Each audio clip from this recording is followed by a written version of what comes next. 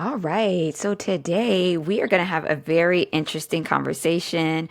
I just love doing these for you guys. We get to really pick each other's brains and really get some like facts on things that we could do to run our businesses, learn from each other. It's all so good. And today in the studio, we have Rachel. Hi, Rachel. Hi.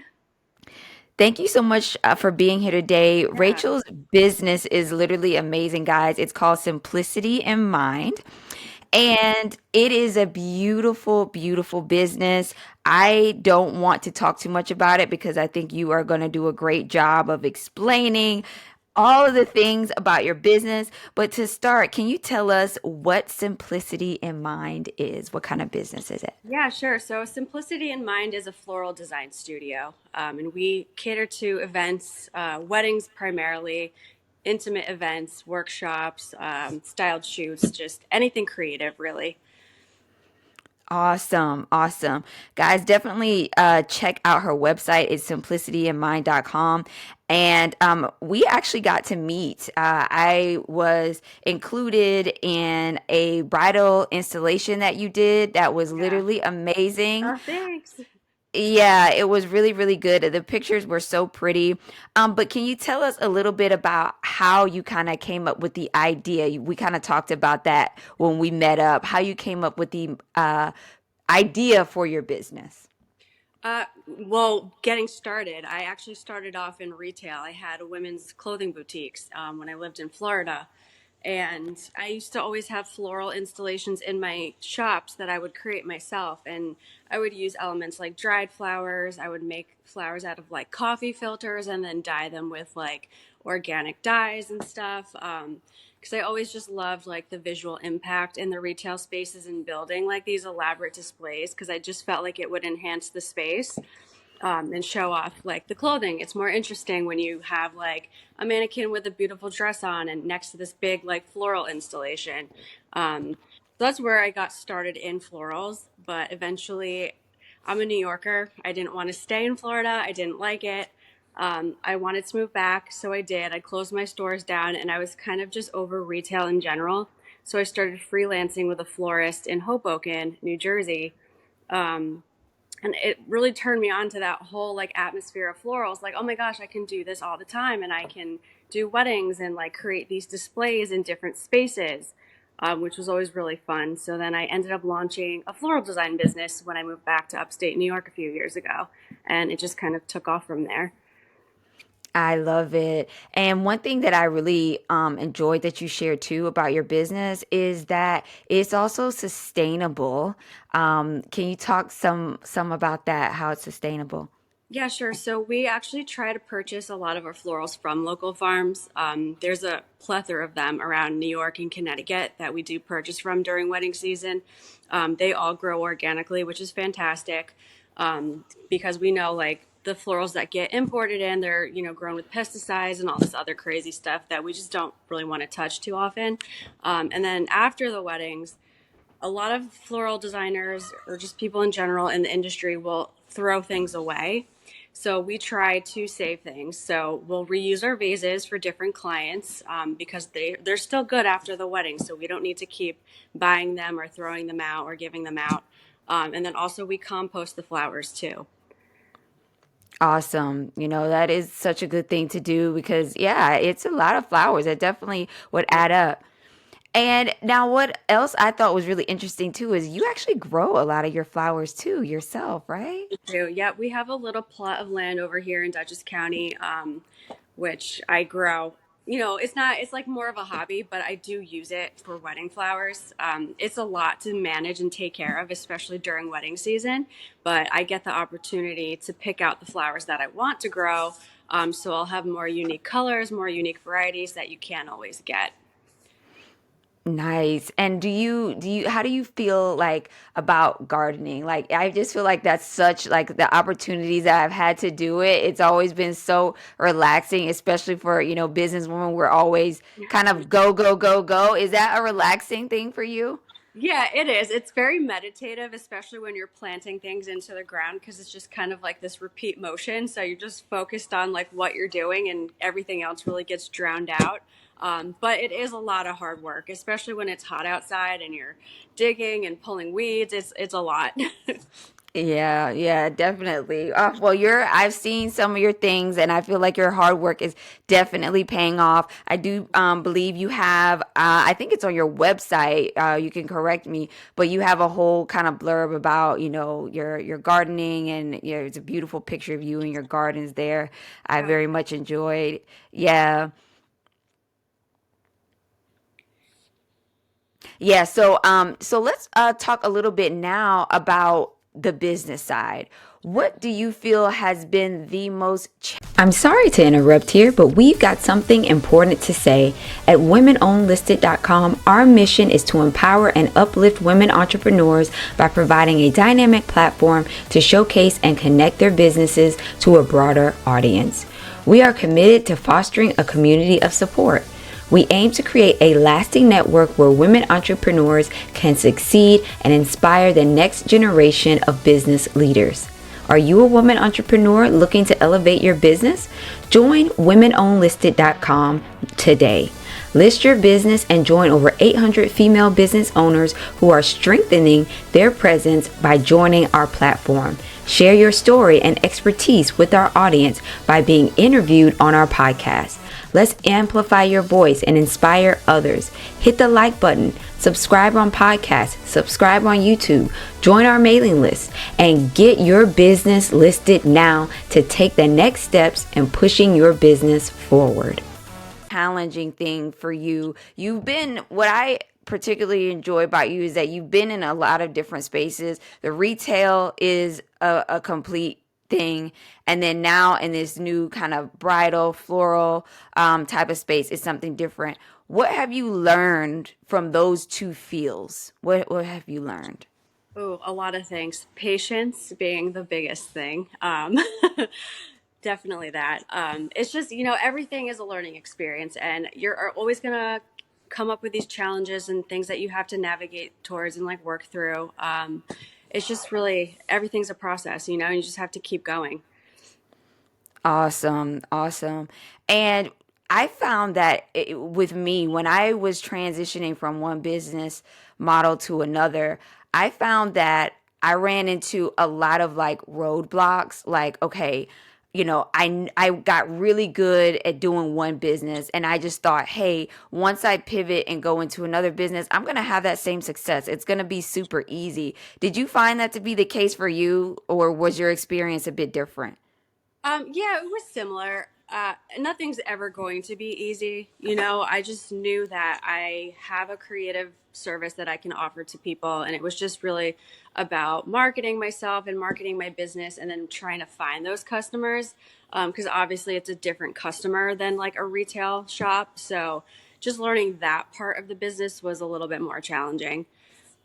Yeah, yeah, definitely. I would tell the ladies out there, definitely like don't give up if you feel that, you are hitting those roadblocks. I think it's great when you can go into different fields, and then sometimes if you can even keep some of those other things open. You know what I mean? If you Yeah. if you have the capability or the systems in place to do it, because now we know we've got to have basically multiple revenue streams to make it. You know what I mean? Exactly. Like Yeah. Yep. in a lot of fields.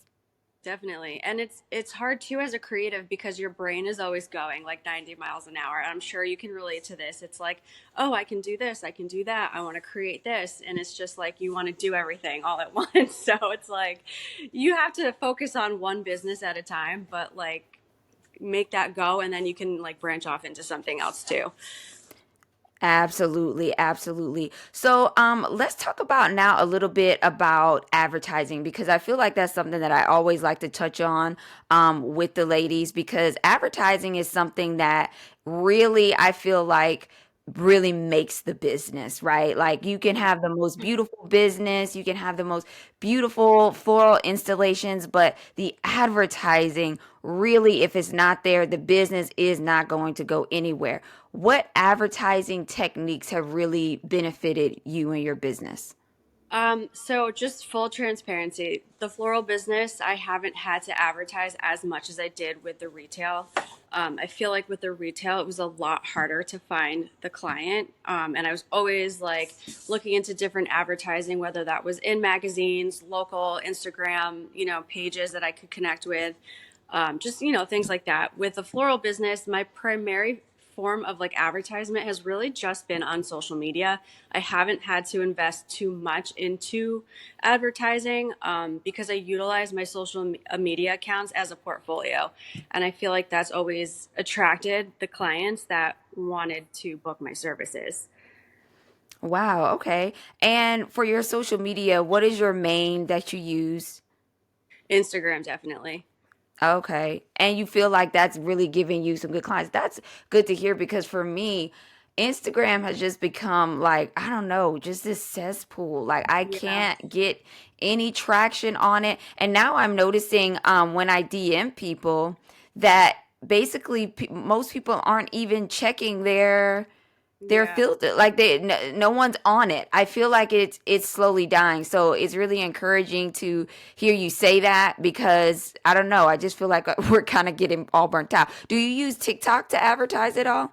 Not really. I don't understand it that much. I'm like try to post like pretty videos of like my flowers and stuff, but I feel like with TikTok, they're more about like what is trending and it just doesn't relate to my business that much. Do you use it? I don't use TikTok. I have one every blue moon. I will throw something up there, but I just don't. Yeah. I for me, I kind of have made a conscious decision that I'm only going to do one social media platform. I Yeah. just feel like with all the ones now, we're all driving ourselves literally insane with trying to be on all of them. Yeah, it's crazy. It's just so much to remember, and then you have to create different content for each social media account, which is just it takes up too much time. Like, and that's why companies hire someone specifically for that. But as a small business owner, we don't get that luxury. So, Right. Yeah, and I think this is an important conversation too, guys, because most of us here are small business owners, and what I feel that one of the issues with social media too is that it's one of those things where you almost are like a full-on production company. You think about making a movie back in the day. Well, there was lots of hands involved in making the movie, right? yeah, There was lots of people who had very specific jobs, but now with social media, it's like, okay, well, you've got to be the editor, you've got to be the sound person, the lighting person, yeah, the hair and makeup person, the set design, all of these things, and then you're not really seeing as much of a return on investment. So yeah. I think we are starting to see a shift. Definitely, definitely. It's a lot. You have to wear a lot of hats as a business owner, and you have to learn skills that you may not have ever thought you needed to learn too. But it is good to know more than one thing for sure. What do you feel like if you could kind of, I like to give like a lowdown. Okay, so if you're talking to, your bestie, a family member, and they want to do the same kind of business model that you have, Mhm. okay, what would be three advertising things that you would say, you know what, this is a waste of time. Don't even waste your time doing it. Oh, geez.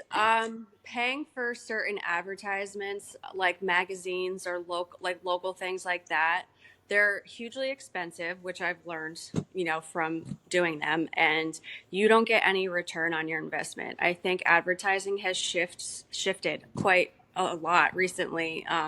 People don't read prints, they don't read magazines, they don't read billboards and things like that. So I just feel like you need to figure out where your customer lives and kind of just see what they're doing, what their interests are, and that's where you need to target them. Awesome.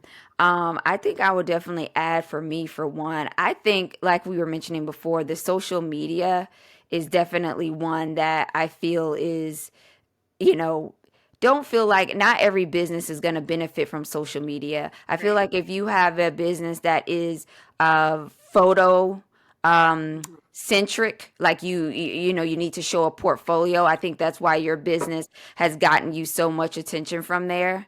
Yeah, Um, yeah, I agree. You know what I mean? Because Instagram was initially like a platform for photos. So Yeah. that's kind of how the mind has been trained. But let's say you have a business that's maybe a service. Maybe you provide a service for, I don't know, hair cutting or something like that. Yeah. Instagram probably is not going to bring you that much business. Yes and no. I think it just depends on how you use it. And like who your target is, because if you're like a millennial and you're trying to advertise to more millennials, I mean majority of us are on Instagram because this is like the social media platform aside from like MySpace and Facebook, like way back when, that we kind of like grew up with. And I've seen a lot of salons or just like other businesses that offer more service based, businesses. You can get like, marketing templates on Canva and like list your prices, kind of like build a brand off of that, and then showcase your work as well. Yeah, definitely true. You gotta still kind of be using Instagram, make whatever you're doing fit Instagram's purpose, Yeah, and then you can definitely have the success. definitely, definitely. All right. Well, hey, this has been a really awesome sit down. I hope you guys have kind of learned some tips, things that you can do to really help your businesses grow. I want to thank Rachel so much for being in and giving us a quick chat today. I just have to say, if you're listening on podcast, definitely head over to YouTube and just check out her studio. She's actually in her studio right now. She's got some beautiful flowers in the background and just looks so awesome. Thank So, you. and if you can also give us your website one more time and your social media. Yeah, my website is simplicityinmind.com and Instagram is at simplicityinmind.florals. All right, guys. Well, hey, thank you so much, and we'll see you next time. Yeah, thanks. Bye.